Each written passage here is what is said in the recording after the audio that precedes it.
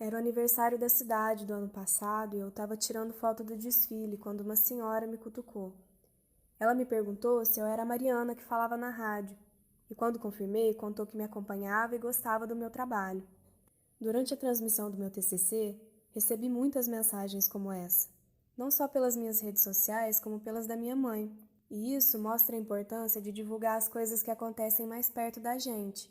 É por isso que decidi continuar por essa coluna. Minha vontade era manter o mesmo formato de reportagens. Para mim é fundamental expor as vozes do povo daqui. O problema é que eu quis fazer um programa sobre as eleições desse ano. Se já é difícil fazer cabo-verdense debater política, imaginem um ano eleitoral marcado pelo fortalecimento do neofascismo. O plano era fazer outro especial, e a primeira reportagem seria sobre propaganda eleitoral. Quem viaja para Muzambinho todo dia para trabalhar, vê dois outdoors bem na entrada da cidade, dizendo que o agro de Muzambinho apoia o presidente Jair Bolsonaro. O agro é como ficou conhecida a elite da agricultura brasileira, e o que eles precisam entender agora é que aquele outdoor se tornou ilegal. Isso porque o Bolsonaro já é considerado pré-candidato, e segundo o Tribunal Superior Eleitoral, o TSE, o período de campanha começa só no dia 5 de julho, e mesmo assim não pode outdoor. Minha ideia era alertar que cabe multa e informar que isso pode ser denunciado pelo site do Ministério Público. Para isso, procurei duas dessas viajantes cabo-verdenses só para me descreverem o outdoor. A primeira, bastante discreta no posicionamento político, se recusou a participar. Quando perguntei o porquê, ela respondeu que tinha medo de falar de uma figura política e perdeu o emprego como servidora pública. A segunda já tinha uma foto de perfil em rede social que declarava seu posicionamento e até chegou a conversar comigo sobre o outdoor, mas no final achou que poderia perder a vaga na empresa onde trabalha e não quis dar entrevista. Recentemente, um outdoor semelhante apareceu na entrada de Cabo Verde. Ele contém uma montagem amadora de Jair Bolsonaro em frente à bandeira do Brasil e alguns pés de café. Abaixo do nome da cidade, está escrito o lema da sua campanha de 2018. Acima, do lado direito, as letras amarelas dizem "Por Deus, por nossas famílias", e as brancas "Estamos contigo, presidente".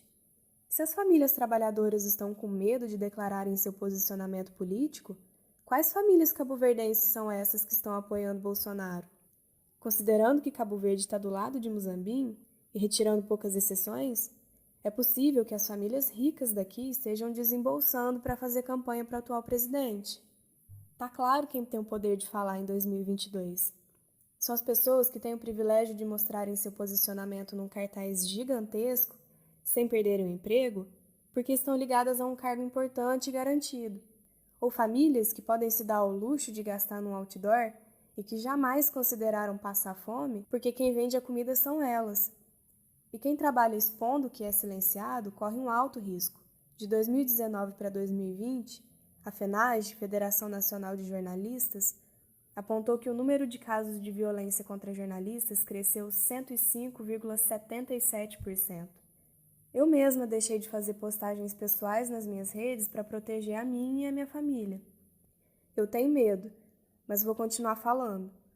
Então escolhi esse formato de opinião para contar nossas histórias de um jeito mais seguro. A partir de hoje, você pode ouvir um texto meu a cada 15 dias aqui no noticiário da Rádio Onda Verde. Foi meu jeito de dar a cara a tapa pela democracia. Para um rosto branco besuntado com o creme que a classe média me permite comprar, isso é o básico.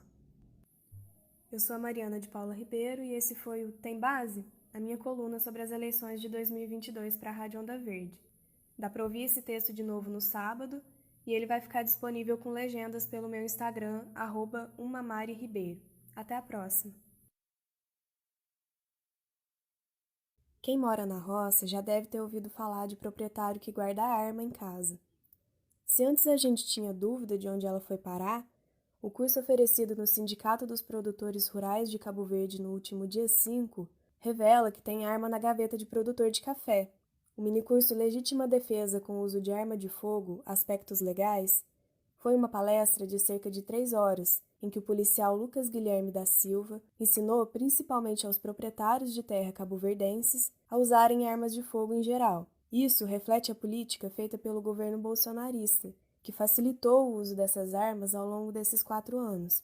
A permissão mais explícita aconteceu em 2019, com a aprovação do projeto de lei que deixava donos de terras usarem armas de fogo até o limite de suas propriedades. O projeto de lei ficou conhecido como falso porte, porque apesar de ter permitido só a posse do armamento, que deixa ter arma só dentro de casa, os proprietários podem andar armados pelos arredores da roça. Na apuração para o meu especial de rádio, entrevistei alguns produtores de café sobre o assunto e a posição deles foi praticamente a mesma. O médio produtor Renato Souza é a favor. Porque às vezes a pessoa está lá na fazenda, lá está meio desprotegida, né? Essa questão de roubo, furto, às vezes até para intimidar, né? Às vezes pode ser que ajuda, sim. O presidente da Associação de Cafés Especiais, Marcos Carvalho, também é a favor. Eu não uso, mas acaba sendo uma segurança para a pessoa. Um lugar que é isolado, acho que acaba sendo válido. É uma questão perigosa, né? Porque se você não está adequado, não está acostumado a usar, acaba sendo perigoso. Isso aí depende da pessoa, mas acaba sendo uma segurança a mais. E o médio produtor Adriano Muniz não queria falar sobre o assunto, mas acabou fazendo um comentário. A arma é complicado, sabe? É a faca de dois gumes. Às vezes é interessante e às vezes não. Eu, falar a verdade, não sei, eu não sou muito a favor. Tem gente que, a maioria pode ter uma arma, que tem um controle bom, mas muita gente não tem e acaba sendo perigoso, né? Cabo Verde é um município pequeno e tranquilo, mas durante o período de colheita acontece roubo de café. Muitas dessas propriedades são de pequenos agricultores, que acabam tendo prejuízo. Nessas horas, eles poderiam contar com um sindicato que os amparasse, mas o Sindicato dos Produtores Rurais de Cabo Verde decidiu ensiná-los a atirar. Essa escolha mostra que Jerônimo de Aqueta está mais interessado em deixar o problema nas mãos dos agricultores do que fazer a sua função como presidente de um sindicato. Para isso, seria necessário organizar a classe que representa e fazer reivindicações com base na situação social do país. Afinal, se alguns recursos estão sendo roubados em certos lugares, é porque estão faltando em outros. Nas casas onde não é possível produzir café como fonte de renda, ficou difícil pagar as contas. Segundo a Fundação Getúlio Vargas, a FGV, enquanto Bolsonaro sancionava o projeto de lei armamentista, a desigualdade no Brasil bateu um recorde. E então, veio uma pandemia. De acordo com a Rede Brasileira de Pesquisa em Soberania e Segurança Alimentar e Nutricional, 55% da população brasileira vive hoje em situação de insegurança alimentar. O país voltou ao mapa da fome. E quanto ao policial Lucas Guilherme, se o presidente do sindicato está com preguiça de fazer sindicalismo, nem preciso falar nada sobre um policial que quer acabar com a violência incentivando o uso de armas de fogo por civis, né? Vamos precisar ver as mortes aumentando na zona rural para percebermos que essa linha de raciocínio é cruel e imbecil? A solução que o voto dá é escolher a candidatura que dê a quem tem fome condições para que não precise roubar. Ela teria 4 anos para consertar o que foi feito no governo anterior, iniciar projetos eficazes e ainda ganhar a simpatia da população. Deve ter ouvinte aí imaginando que não dá tempo. É por isso que tem gente que escolhe matar pobre. E gente que quer logo uma mudança que seja revolucionária. Essa foi mais uma coluna minha para a Rádio Onda Verde. Eu sou a Mariana de Paula Ribeiro e dá para ouvir esse texto de novo no sábado e no meu Instagram, @umamariribeiro. Até! No início desta semana, os estudantes da Escola Estadual Major Leonel e Escola Municipal Pedro Saturnino de Magalhães voltaram para as salas de aula. A maioria dos estudantes de Minas Gerais estava em casa desde o dia 8 de março, quando profissionais da educação paralisaram suas atividades. O principal motivo é que trabalhadores da educação não estavam recebendo o pagamento mínimo. Segundo o Sindicato Único dos Trabalhadores em Educação de Minas Gerais, o Sindiúte-MG, o piso nacional da categoria chegou a R$ 3.845,63 esse ano. Em Minas Gerais, profissionais da educação estão recebendo R$ 2.135,64. Já são 5 anos sem reajuste. O governador Romeu Zema demonstrou não dar prioridade para a educação. Além de não cumprir com a lei que obriga um reajuste a cada ano, Zema apresentou no início de março um projeto de lei com um reajuste de somente 10,06% para todas as categorias do serviço público. Os trabalhadores da educação, que precisavam de 33,24%, ficaram insatisfeitos e deram início à greve. A desculpa do governador do Partido Novo é que não tem dinheiro suficiente. Só que os dados do Departamento Intersindical de Estatística e Estudos Socioeconômicos, o DIEESE, provaram o contrário. Existe um fundo nacional destinado aos gastos com educação chamado Fundo de Manutenção e Desenvolvimento da Educação Básica e de Valorização dos Profissionais da Educação, o Fundeb. Segundo o presidente do DIEESE, esse valor somado ao salário educação foi de mais de 7 bilhões no final do ano passado. Os gastos com o pagamento do piso seriam de menos de 3 bilhões. Desde o início do governo Zema em Minas Gerais, profissionais da educação enfrentaram dificuldades para negociarem seus salários. De acordo com o Sindiúte-MG, foram 19 reuniões sem nenhuma proposta do governo. 2 dias depois do início da greve, o governo estadual moveu uma ação contra a mobilização. Durante uma audiência de conciliação, o sindicato afirmou em nota que o governo demonstrou intransigência e se retirou da mesa de negociação. Tiveram manifestações por todo o estado. Nas redes sociais, muitos se posicionaram a favor da greve, fazendo postagens com a hashtag Pague o Piso. No entanto, muitos foram pressionados a ficarem calados por alguns pais e alunos contrários à paralisação das atividades. Em São João del Rei, servidores foram reprimidos com spray de pimenta. Durante o ato do dia 16 de março, a polícia militar barrou manifestantes na Câmara Municipal com cacetetes e spray de pimenta, segundo reportagem do portal Mais Vertentes. No dia 5 de abril, Zema sancionou seu projeto de lei inicial contrariando grevistas. Ele também causou insatisfação a profissionais da saúde e segurança pública que esperavam um aumento de 14%.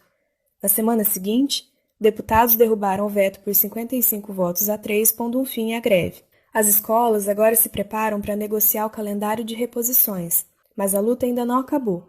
O governo de Minas Gerais ainda deve a profissionais da educação o valor que está faltando desde 2017. Não é necessário ter boas notas para entender a importância de apoiar a luta dos servidores da educação. Se hoje vocês estão ouvindo uma jornalista aqui, é porque cada funcionário da escola fez o seu trabalho. Eu sou a Mariana de Paula Ribeiro e essa foi mais uma coluna minha para a Rádio Onda Verde. Dá para ouvir esse texto de novo no sábado e também pelo meu Instagram, @umamariribeiro. Até a próxima! Arroz com feijão é a base da alimentação brasileira. Ele tem todos os aminoácidos que o nosso corpo precisa e agrada a praticamente todos os paladares. Infelizmente, nem todo o povo brasileiro tem arroz com feijão no prato. No semiárido nordestino, a falta de água causa sede e fome. É por isso que um nordestino mudou o curso de um rio. A transposição do Rio São Francisco começou em 2007 no governo Lula, do PT, e foi concluído nesse ano. Se antes o velho Chico, que nasce no norte de Minas Gerais, passava só pelos estados Bahia, Alagoas, Pernambuco e Sergipe, agora ele também passa por Ceará, Paraíba e Rio Grande do Norte. Só que mesmo depois da conclusão da obra, o povo que sofre com a seca no Nordeste continua sem água para botar no feijão. O velho Chico não é mais o mesmo.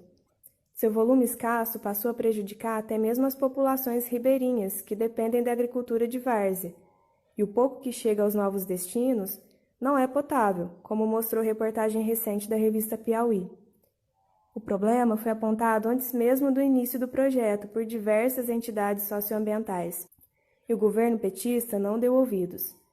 Segundo o mapa de conflitos da Fiocruz, em março de 2007, uma comissão que abrangia, por exemplo, o movimento dos atingidos por barragens, acampou por 4 dias em Brasília para discutir o projeto.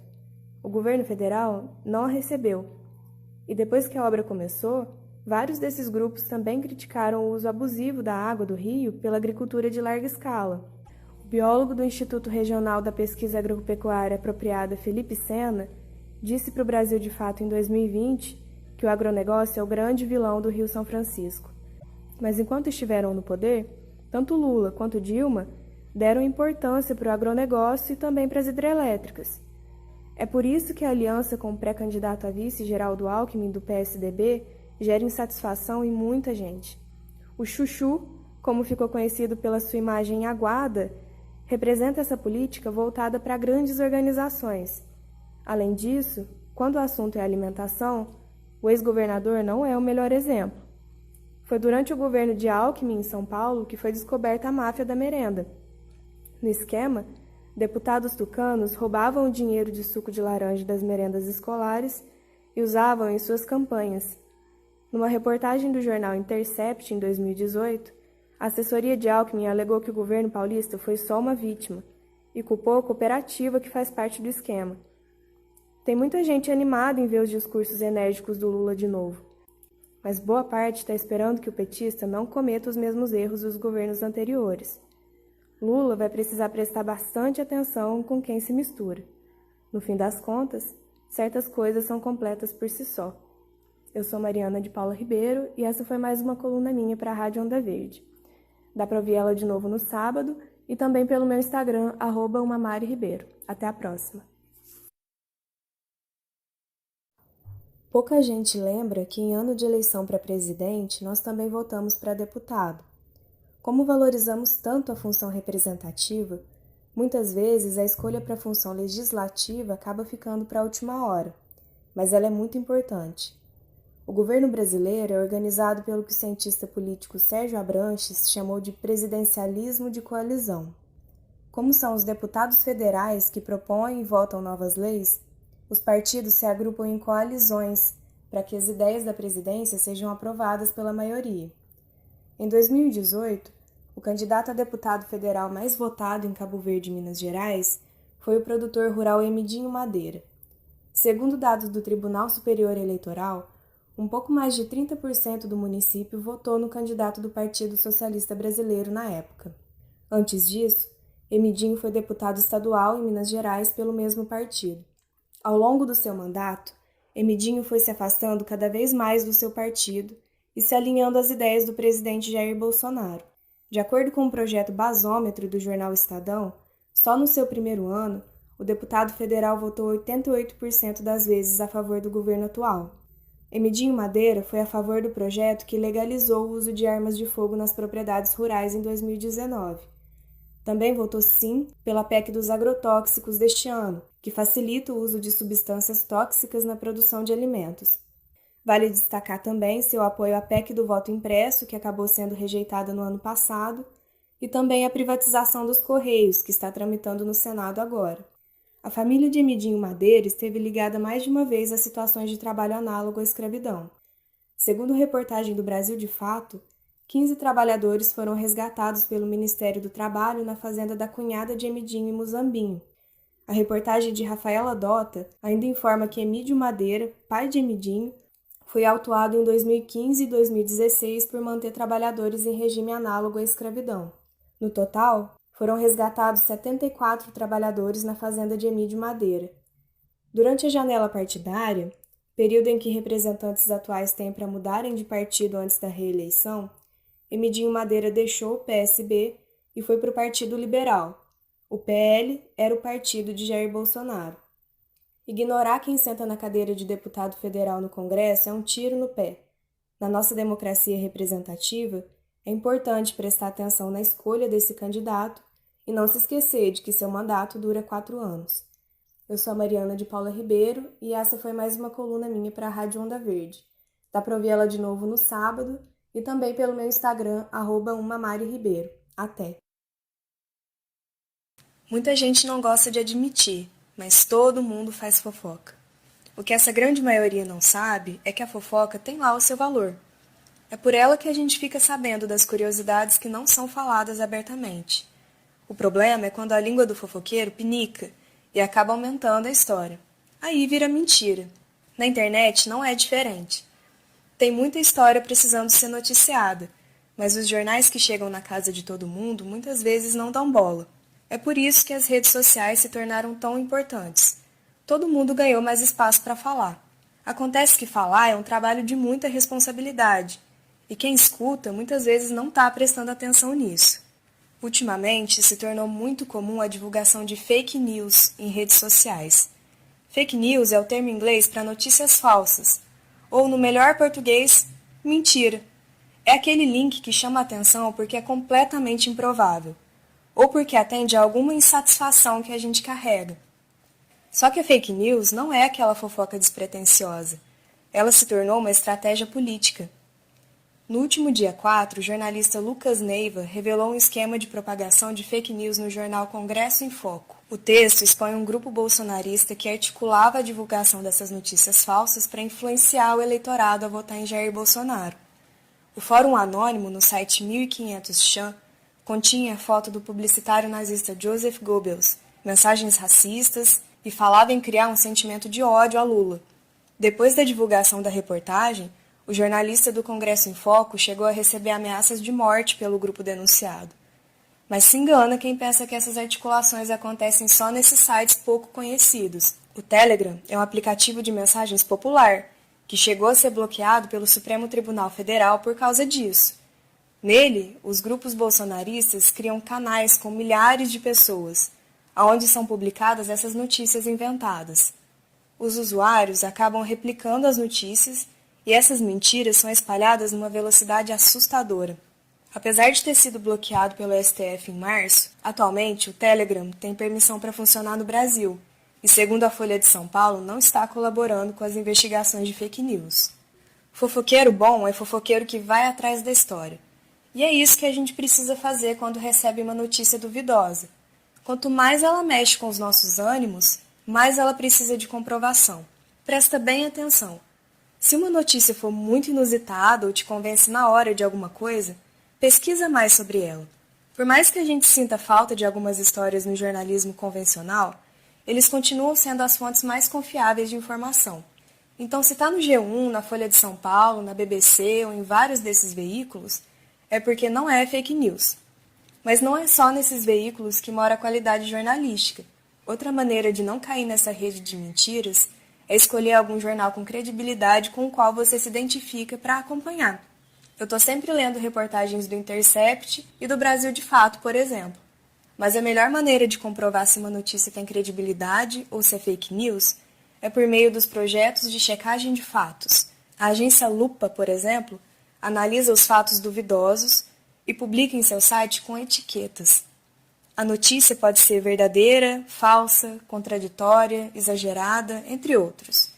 O Aos Fatos também é um excelente projeto de checagem de fatos.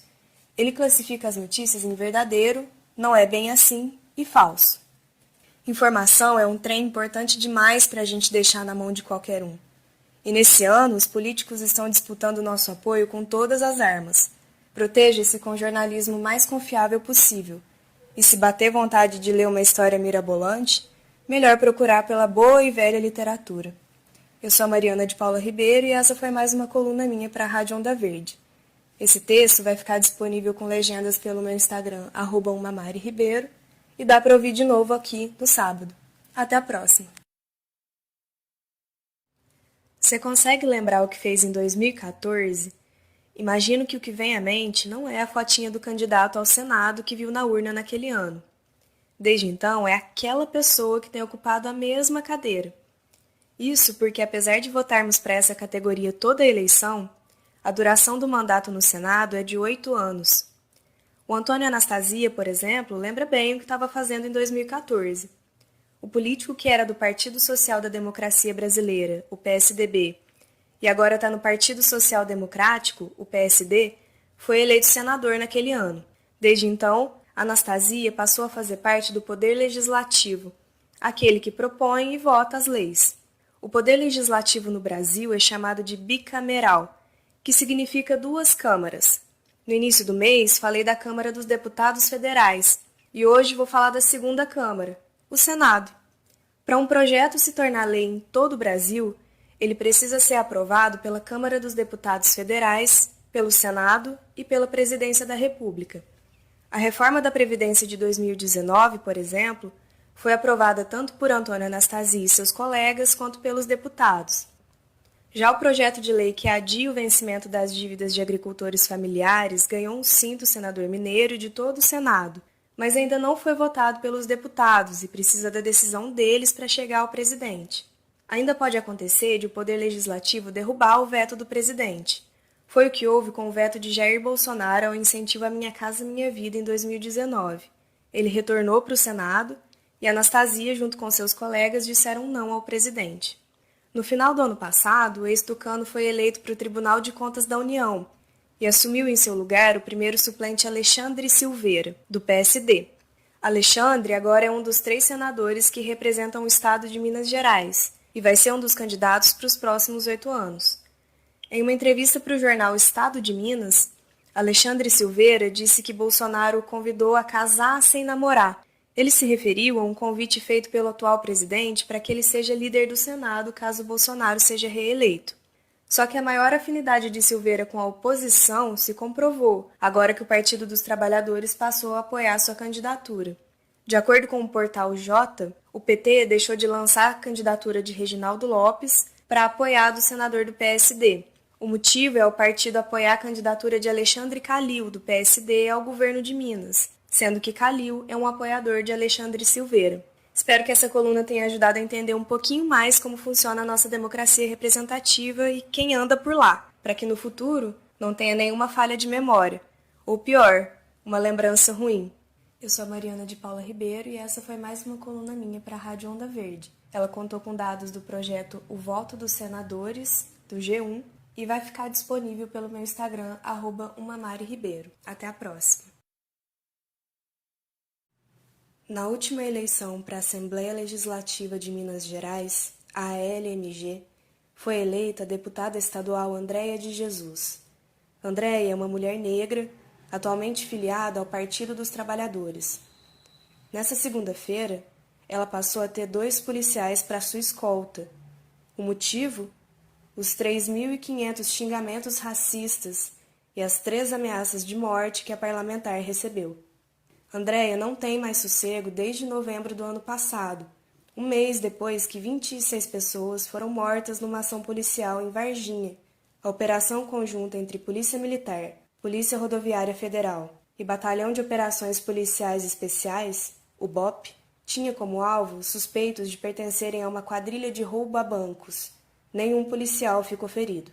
A deputada, que é presidente da Comissão de Direitos Humanos da ALMG, criticou a morte de tantos jovens negros e defendeu a abertura de uma investigação sobre a operação. Por causa disso, recebeu uma mensagem que dizia, abre aspas, seu fim será como o de Marielle Franco, fecha aspas. A Marielle Franco foi vereadora no Rio de Janeiro e foi assassinada há 4 anos atrás. Também uma mulher negra lutava com unhas e dentes contra o racismo. Em março deste ano, Andréia de Jesus perdeu a primeira escolta policial e recebeu pela internet novas injúrias raciais e ameaças de morte. Depois de denunciar o risco que estava correndo, Andréia conseguiu um policial novamente e o motivo do reforço da escolta foi uma carta que recebeu na semana passada. A correspondência destinada ao seu gabinete na LMG continha ofensas racistas, o símbolo da suástica e o desenho da caveira do BOP. Além de mais segurança, Andréia de Jesus também conseguiu que a investigação fosse aberta. Até o fim deste mês, a Polícia Federal vai ouvir agentes do próprio departamento na investigação do caso. Já foram intimados policiais rodoviários federais e militares, mas o Comando-Geral da PM Mineira se negou a colaborar com a investigação. Segundo a Polícia Federal, eles vão ser todos intimados de novo. Essa situação é consequência do país racista em que habitamos. A escravização de pessoas negras no nosso passado marca a vida das pessoas negras no nosso presente. Quando pediu pela investigação, Andréia de Jesus disse, abre aspas, uma operação policial exitosa é uma operação que não deixa óbitos para trás. Infelizmente, no Brasil, a juventude negra ainda continua tendo pena de morte como a única alternativa. Fecha aspas. Ela também teve a sensatez de apontar que um crime contra patrimônio não justifica a retirada de vida, seja de quem quer que seja. Se a Andréia de Jesus se preocupa com o que acontece no sul de Minas, nós também precisamos nos preocupar com o que está acontecendo com ela. Eu sou a Mariana de Paula Ribeiro e essa é mais uma coluna minha para a Rádio Onda Verde. Ela foi baseada em reportagens da Rede Globo e vai ficar disponível no meu Instagram, @umamariribeiro. Também dá para ouvir de novo por aqui no sábado. Até breve. Faz um mês que não tem coluna. Mesmo escolhendo um formato fácil de ser produzido e uma periodicidade que não pesa a minha rotina, não deu para manter o rigor dessa vez. E eu não quero ser mal educada, mas não vou pedir desculpas. é que eu não acho que a gente deveria procurar culpados, e sim responsáveis. Não tá fácil fazer comunicação no Brasil. Essa é uma área que está precarizada há muito tempo e só resiste porque tem uma importância óbvia. Essa coluna, por exemplo, ela foi pensada para ser voluntária, mas não é simplesmente porque eu amo a profissão ou porque eu quero ganhar alguma coisa. Fazer isso aqui dá trabalho. Primeiro, eu tenho que estar sempre atenta ao noticiário das eleições. E eu preciso ser bem sincera. Eu tenho a sensação constante de estar sempre atrasada nas notícias. É informação demais. A cada segundo tem uma situação nova sendo noticiada nas redes sociais. Um especialista importante dando declarações num programa de rádio, um candidato dando entrevista num jornal de televisão, fora as agências de checagem de fatos, avisando quais notícias são fake news. Depois eu junto tudo isso às histórias que eu escuto em Cabo Verde e escrevo um texto pelo meu notebook. Geralmente eu uso o fone de ouvido do meu celular para gravar esse texto, mas ele não sai prontinho do jeito que vocês escutam aqui não. Esse áudio ainda precisa passar por um programa de edição para cortar algumas partes, aumentar o volume. E para deixar a coluna acessível para as pessoas com deficiência auditiva, eu faço um vídeo com legendas pelo meu aplicativo do celular e posto no meu Instagram. Mas se não tem rádio, não tem coluna. Foi o que aconteceu com a última que eu escrevi. Ela estava prontinha, mas não foi ao ar porque a Rádio Onda Verde está passando por algumas mudanças. Quem caminhar pela praça agora vai ver que não tem mais aquele coreto que abrigava a Onda Verde. Essa demolição faz parte de uma série de reformas que a Prefeitura de Cabo Verde está fazendo, ali na Praça do Coreto, na Praça de Alimentação e na parte superior da Prefeitura. De acordo com o radialista Edson Santos, a emissora está se hospedando no imóvel do Reginho por enquanto. Depois ela vai ser instalada definitivamente no espaço da Prefeitura, onde ficava o Conselho Tutelar. O Edson também me contou que a rádio vai receber algumas verbas pela Prefeitura. Esse dinheiro vai ser importante para pagar as dívidas, como a do Instituto Nacional de Seguro Social, o INSS, e o Fundo de Garantia do Tempo de Serviço, o FGTS. Segundo ele, a Prefeitura também prometeu apoiar algumas instalações e compra de novos equipamentos. Só que para a rádio se manter, ela precisa receber esse incentivo sempre. Pensa no que é mais importante para que ela exista: as pessoas que trabalham nela. Hoje, os 5 funcionários da Onda Verde recebem por horas trabalhadas. São 3 ganhando R$ 400 por 3 horas durante a semana e 1 recebendo R$ 200 por 5 horas no fim de semana. O valor arrecadado pelas publicidades fica para os 2 parceiros que encabeçam a chapa e que também não têm salário fixo. Acontece que não depende só do Claudinho para que essas pessoas tenham um salário digno. A Prefeitura recebe a verba do governo estadual e o governo estadual recebe do governo federal. Então, se esse ano foi eleito um presidente que não se preocupa em investir em iniciativas de comunicação, a Rádio de Cabo Verde vai continuar sem dinheiro para pagar os funcionários. E se quem ganhar a eleição para o governo do estado for um político corrupto, esse dinheiro pode até sair da presidência, mas vai parar ali, bem no bolso do governador. Agora que começou o período de campanha, dá para comparar melhor as pessoas que se candidataram. Apesar de ser cansativo esse excesso de informações, dá para usar ele a nosso favor na hora de pesquisar mais sobre um candidato. O segredo é não se contentar com uma verdade só. Essa foi mais uma Tem Base? Eu sou a Mariana de Paula Ribeiro e dá para ouvir essa coluna de novo no sábado e no meu Instagram, @umamariribeiro. Até! Neste 7 de setembro, fez 200 anos que o Brasil não é mais uma colônia de Portugal. Mesmo depois de tanto tempo, ainda não conseguimos organizar uma nação que atenda às necessidades de todo mundo. E em meio a tanta gente passando fome, sem trabalhar, o presidente da República decide usar dinheiro público para fazer campanha. Na quarta-feira, Jair Bolsonaro levou às ruas o que resta de seus apoiadores trajados de verde e amarelo. O que deveria ter sido um evento cívico deu palanque ao candidato à reeleição, oportunidade que outros candidatos à presidência não tiveram. Ao invés de enfatizar a importância da data histórica, Jair Bolsonaro subiu no carro de som que, segundo a colunista do Estadão Júlia Lindner, foi pago por ruralistas e proferiu discursos contra o candidato Lula e o Partido dos Trabalhadores, o PT. Tudo isso com a transmissão da Empresa Brasileira de Comunicação, a EBC. O que mais preocupou nesse ato foi o caráter golpista. Em meio às faixas que pediam o acionamento das Forças Armadas, Bolsonaro reforçou a desconfiança sem sentido ao sistema eleitoral. Quem lembra aquela reunião do dia 18 de julho? A possibilidade de perder as eleições já no primeiro turno levou o candidato à reeleição a uma reunião perigosa, quando convidou embaixadores de vários países para um encontro na sua moradia. O Palácio da Alvorada foi o palco da apresentação de slides que tentava mostrar uma fraude nas eleições. O atual presidente queria convencer os embaixadores de que o sistema eleitoral do Brasil já tinha sido fraudado antes, mas ele não tinha nenhuma prova disso. Não teve nenhum fato desses na nossa história. Não é de hoje que Bolsonaro está abrindo as asinhas. Ele já declarou publicamente a vontade de juntar uma equipe própria para recontar os votos. O descrédito de Jair Bolsonaro ao Tribunal Superior Eleitoral, o TSE, leva a pensar que ele não vai aceitar o resultado das eleições caso elas apontem para outro lado. Esse comportamento lembra de alguém que o presidente admira muito. Donald Trump também rejeitava a ideia de perder as eleições nos Estados Unidos. Vocês devem lembrar de ter visto no Jornal Nacional a invasão ao Capitólio. Depois da vitória de Joe Biden no início de 2021, Trump incitou cidadãos estadunidenses a invadirem o prédio que reúne o poder legislativo do país. A gente sentiu uma tensão parecida nas manifestações bolsonaristas do 7 de setembro. A cada ano que passa, elas ameaçam mais a democracia.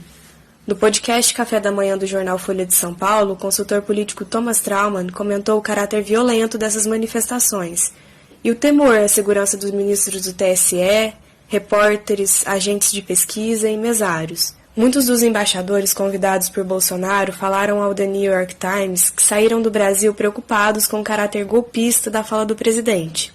Uma tentativa desesperada de um presidente rejeitado por mais da metade da população. Bolsonaro decidiu ignorar o que realmente precisa subir na eleição: as intenções de voto. Essa foi mais uma Tem Base? Eu sou a Mariana de Paula Ribeiro e dá para ouvir essa coluna de novo amanhã, aqui, pela Rádio Onda Verde. Até a próxima! Nas últimas eleições nacionais, grande parte da esquerda ficou ressentida com quem não votou no Haddad. A parcela de votantes que não queria Bolsonaro eleito de jeito nenhum culpou principalmente quem votou no Ciro Gomes no primeiro turno. No segundo, os alvos foram os brancos e nulos. A gente precisa ver mais de perto quem são essas pessoas que escolhem não votar.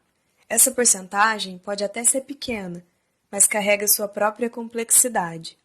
Para o meu especial de rádio Lugar, bati um papo demorado com Lucas Toledo, que é graduado em Administração Pública pela Unesp e Direito pela PUC. Ele, que é cabo-verdense, compartilhou comigo algumas informações sobre as pessoas que não querem votar. A que mais me chamou a atenção é a tendência em aumentar as abstenções. A pessoa que se abstém de votar é aquela que não comparece à zona eleitoral. Esse pode ser um caso que acontece muito em Cabo Verde. Quem estuda numa cidade diferente de onde vota. Nesse caso, é importante justificar o voto em até 60 dias para não ter o problema na hora de renovar a matrícula ou se inscrever num concurso. Dá para fazer pelo aplicativo e-Título, pelo sistema Justifica ou por meio da entrega de requerimento de justificativa eleitoral. Mas o que me chamou a atenção é que muita gente não quer votar porque perdeu a confiança. De acordo com o Lucas Toledo, as pessoas estão menos interessadas na política, porque acreditam que ela não faz diferença na vida delas, e principalmente pelos casos de corrupção desde 2004. Já os votos brancos e nulos são os das pessoas que vão às zonas eleitorais e não optam por nenhum candidato. Os votos inválidos abrangem tanto quem digita a tecla branco na urna, quanto quem coloca um número qualquer na máquina. Segundo dados da Folha de São Paulo, a eleição de 2018 foi a que mais contabilizou votos inválidos desde o final da ditadura. Esse número sempre fica na casa dos 6%, mas há 4 anos atrás ele bateu 9,6%. Essa porcentagem inclui as pessoas que vão até as urnas só para rejeitá-las. Anarquistas. São pessoas que não concordam com a maneira como a política é organizada atualmente e lutam por um sistema diferente. Ao longo do tempo, a anarquia virou sinônimo de bagunça. Mas ela não tem nada a ver com isso. Anarquistas não lutam pelo fim da organização, e sim por uma organização diferente. Quem milita pelo anarquismo está presente em muitos espaços de luta, como sindicatos e coletivos. Ou seja, essa é mais uma forma de se fazer política. Nesse caso, o voto nulo se torna válido. A última pesquisa eleitoral foi feita pela Quaest, e ela não indica números tão altos para votos inválidos como aconteceu em 2018. No entanto, é bom lembrar que numa eleição marcada tão fortemente pelo fascismo, é importante que todo o movimento feito no dia 2 de outubro seja de apoio ou rejeição, mas nunca de indiferença. Essa foi mais uma Tem Base? Eu sou a Mariana de Paula Ribeiro e dá para ouvir essa coluna de novo por aqui no sábado e pelo meu Instagram, @umamariribeiro. Espero vocês na análise do primeiro e talvez único turno dessas eleições. Até lá! Na última vez que falei por aqui, disse que talvez caboverdenses não precisariam voltar às urnas para um segundo turno. É que as pesquisas de intenção de voto apontavam a vitória do candidato Lula para presidente e do Zema para governador de Minas Gerais. Mas o resultado das apurações para o dia 2 apontaram que vocês ainda vão ouvir a minha voz pelos próximos 30 dias. A pesquisa da IPEC, Inteligência em Pesquisa e Consultoria, foi feita no dia anterior às eleições e apontava a vitória do ex-presidente Lula do Partido dos Trabalhadores, o PT, por 51% dos votos, contra os 37% de Bolsonaro do Partido Liberal, o PL. Só que o Tribunal Superior Eleitoral, o TSE, apurou que 48,29% votou no Lula e 43,60% no Bolsonaro. Para que alguém ganhe no primeiro turno, é necessário 50% mais um único voto. Em reportagem de Caroline Oliveira para o Brasil de Fato, o cientista político João Férez Júnior afirmou que o problema foi causado pelo eleitorado bolsonarista. Jair Bolsonaro afirmou várias vezes em veículos de mídia e redes sociais que não acreditava nesses institutos de pesquisa. Isso fez com que pessoas que votam nele não respondessem aos questionários, ou mesmo respondessem informações falsas. Os números resultaram em um segundo turno e o Brasil volta às urnas no dia 30 de outubro para definirem o presidente. Apesar de o candidato Lula vencer com 50,76% dos votos em Cabo Verde, as escolhas para o governo do Estado, Congresso Nacional, Senado e Assembleia Estadual demonstraram que a direita conservadora ainda está muito presente no município. Para governador, Minas Gerais vai experimentar mais 4 anos da gestão de Romeu Zema. O político do Novo foi reeleito com um pouco mais do que apontou a pesquisa da IPEC. Cabo Verde votou massivamente em Zema. Foram 64,84%. Na minha coluna sobre o candidato, contei sobre a dificuldade que servidores da educação tiveram no início do ano para conseguirem o piso salarial. Dá para acessar lá pelo meu Instagram, @umamariribeiro. O deputado federal mais votado no município foi Emidinho Madeira, do PL. Os 2.178 votos de cabo-verdenses reelegeram um deputado federal cuja família esteve envolvida com trabalho análogo à escravidão. Foram resgatados 15 trabalhadores na fazenda da cunhada de Emidinho e 74 na do pai dele. Eu conto melhor essa história na minha coluna sobre o Emidinho Madeira, que também está disponível no meu Instagram. O prefeito Claudinho se alegra com mais uma gestão de Antônio Carlos Arantes na Assembleia de Minas. O deputado estadual mais votado em Cabo Verde recebeu 3.094 votos e também faz parte do PL. Arantes vai compartilhar o espaço com Andréia de Jesus, uma deputada que já mencionei por aqui e que foi reeleita neste ano pelo PT. Andréia tem uma tarefa complicada, já que chegou a ser ameaçada de morte por apontar um caso de racismo grave em Varginha. Então, vale a pena prestar atenção na trajetória dela e se posicionar contra qualquer violência que ela possa sofrer. Cabo Verde também ajudou Cleitinho a se eleger como senador. Só na cidadezinha sul-mineira, o político do PSC, Partido Social Cristão, recebeu 2.374 votos e agora tem um cargo garantido por 8 anos.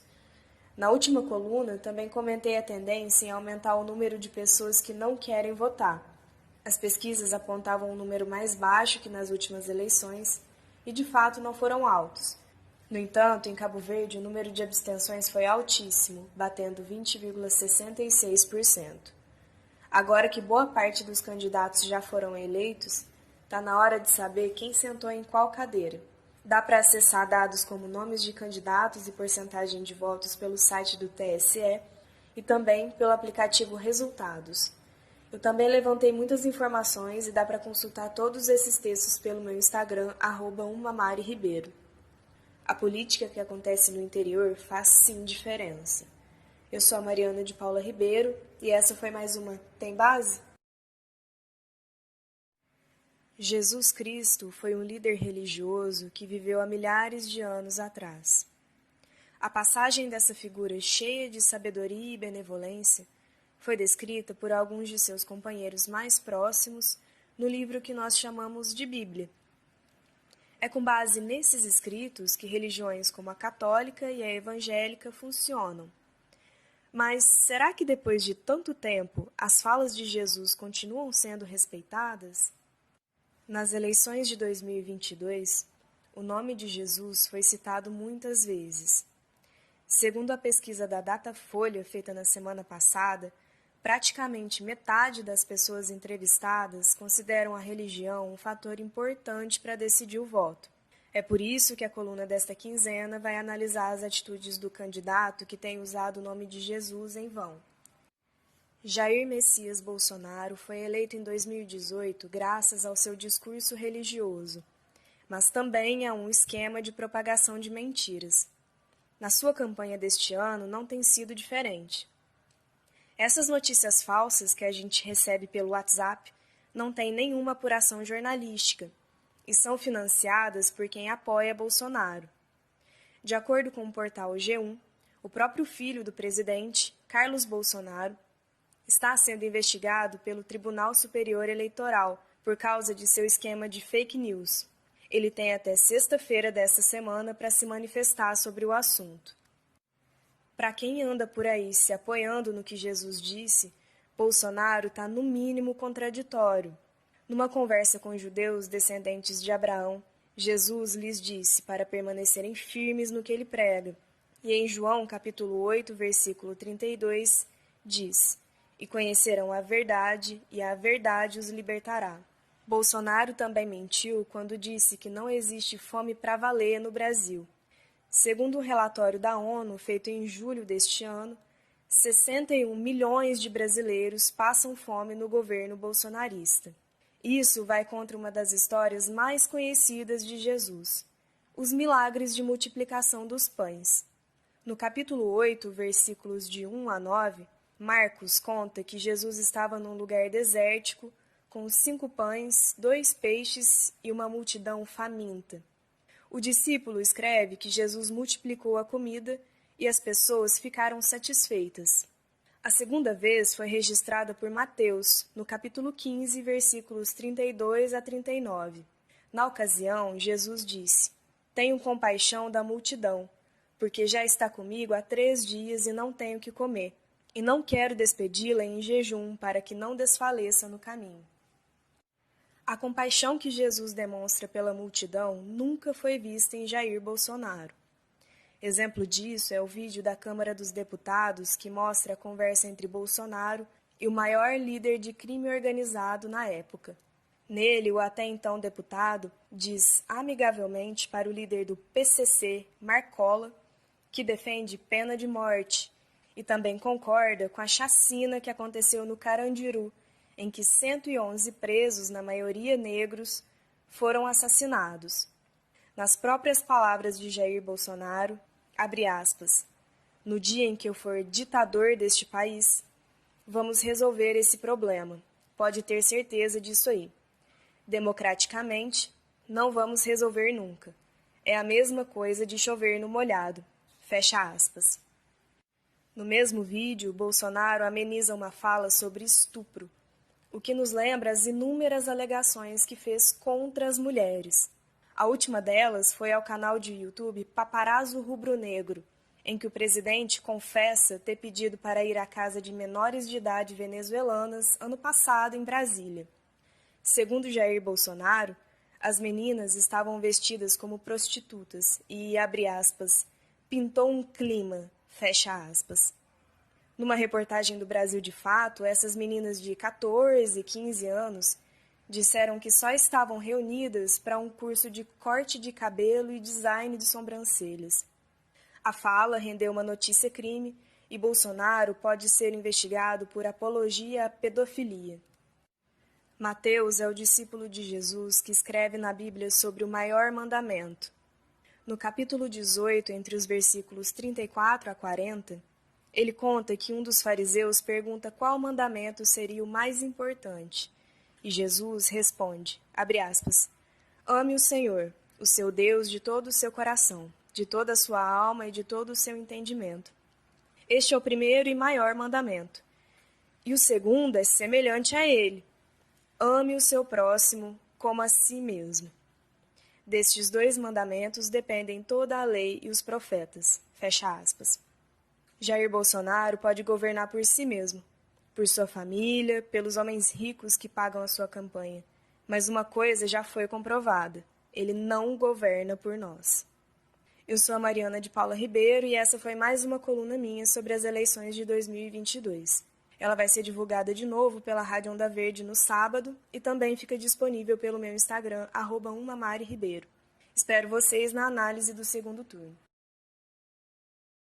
Eram quase 8 horas da noite do dia 30 de outubro, quando um dos candidatos à presidência não podia mais ser alcançado pelo seu oponente. Luiz Inácio Lula da Silva foi eleito a um terceiro mandato por 50,9% do povo brasileiro. Uma vitória apertada e expressiva, levando em conta que o adversário é o atual presidente. Jair Messias Bolsonaro entra para a história como o primeiro presidente a não se reeleger no Brasil. Mas foi só por volta das 9 horas da noite que Lula ultrapassou Bolsonaro em Minas Gerais. Minas é um termômetro importante nas eleições, porque todo presidente que ganha aqui acaba sendo eleito. E é curioso, porque o maior colégio eleitoral, na verdade, fica no estado de São Paulo. Por lá, quem recebeu a maioria dos votos foi o candidato do PL. Jair Bolsonaro perdeu o apoio de muita gente depois de 4 anos no poder. Um exemplo é a cidadezinha sul-mineira Cabo Verde. Se em 2018 ele recebeu a maioria dos votos em relação a Fernando Haddad, em 2022 foi o candidato do PT que foi o preferido de cabo-verdenses. 52,51% votaram no Lula no segundo turno. Apesar disso, Cabo Verde mostra que o sul de Minas se parece muito com São Paulo. É o que me contou uma moradora da cidade que passava com sua avó pela BR-146 em direção ao distrito de São Bartolomeu de Minas. Era 12:30 do dia 1º, quando a cabo-verdense percebeu alguns galhos e mato obstruindo a passagem, a uns 200 metros da cooperativa Coxupé. Assim que chegou à cooperativa de café, entendeu que estava acontecendo um bloqueio feito por bolsonaristas que não aceitavam o resultado das eleições. Os produtores rurais e caminhoneiros vestiam verde e amarelo e exibiam uma grande faixa que pedia intervenção militar. Eles queimavam não só pneus, mas também um churrasquinho e bebiam cerveja. Como a via estava só parcialmente bloqueada, a conterrânea do presidente da Coxupé fez um perigoso desvio dos obstáculos e seguiu pela rodovia, onde os galhos e a terra permaneceram por mais cerca de 100 metros. À noite, a mesma cabo-verdense passou pelo trevo da cidade de Guaxupé. Ela me contou ter ficado indignada por perceber que também acontecia um bloqueio golpista em frente à sede da Coxupé.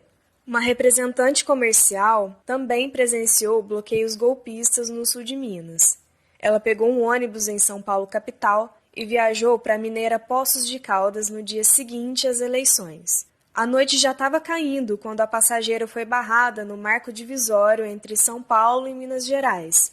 Ali, em Mojimirim, acontecia um bloqueio feito por bolsonaristas que não aceitavam o resultado das urnas.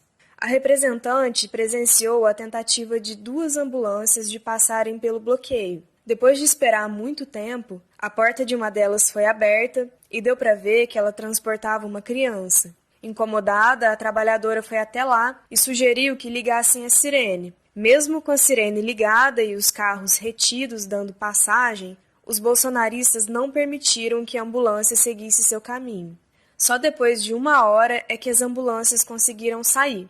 O ônibus que levava a representante comercial só foi liberado à meia-noite depois da decisão do ministro do Supremo Tribunal Federal, Alexandre de Moraes. Segundo a passageira, foi quando o líder do bloqueio passou enrolado numa bandeira do Brasil, dizendo que continuariam por até 72 horas e só deixariam passar naquele momento para não sofrerem multa. Apesar do clima pacífico ao oferecerem água e comida, a trabalhadora relata que os bolsonaristas foram intransigentes. Disseram que mais ninguém passaria no dia 1º de novembro e aconselharam motoristas de ônibus a não saírem das garagens. Durante todo o tempo, os golpistas recebiam orientações por mensagens de texto e áudios. Depois disso, ela passou por mais 3 bloqueios. Em Caconde não tinham caminhões, somente carros de passeio e 2 viaturas da Polícia Militar. Em Andradas e Campestre, a representante comercial relatou ter poucos caminhões e fogo bloqueando a estrada. Quando chegou em Machado, percebeu que a mobilização era feita por empresários e não por caminhoneiros. Em Nova Resende, cidade natal do deputado federal Emidinho Madeira, golpistas atearam fogo em pneus na noite do dia 31. Uma nova resendense me contou ter no máximo 15 pessoas no trevo da cidade, mas que já foi o suficiente para atrapalhar quem saía em direção a Muzambinho ou Juruáia. Os bolsonaristas permaneceram até a tarde do dia seguinte, quando foram dispersados pela polícia. No trabalho, a moradora notou a demora em receber algumas entregas. Isso mostra que o bloqueio de estradas feito pela elite não faz sentido, porque dá prejuízo para a própria elite. Uma funcionária de uma exportadora de café em Varginha me relatou dificuldades na entrega de produtos. Às 9 horas da manhã do dia 1º, a empresa não estava conseguindo fazer uma entrega do Espírito Santo para São Paulo. Além disso, todo o carregamento que passaria pela Fernão Dias não chegaria ao destino. Às 7h30 da noite do dia 2, o presidente Jair Bolsonaro publicou um vídeo em suas redes sociais pedindo o fim do bloqueio. Segundo o candidato derrotado, os bloqueios prejudicam a economia e atrapalham o direito de ir e vir. Só em rodovias federais, 146 bloqueios permaneciam até a tarde de quarta-feira, de acordo com o boletim divulgado pela Polícia Rodoviária Federal. O total de multas somavam 18 milhões de reais. Esta coluna contou com dados do Tribunal Superior Eleitoral, CNN, G1 e Portal UOL. Eu sou a Mariana de Paula Ribeiro e essa foi a Tem Base? Todos os áudios desta coluna vão ficar disponíveis no meu Instagram, @umamariribeiro, e também serão publicados num compilado em breve no YouTube. Agradeço pela escuta.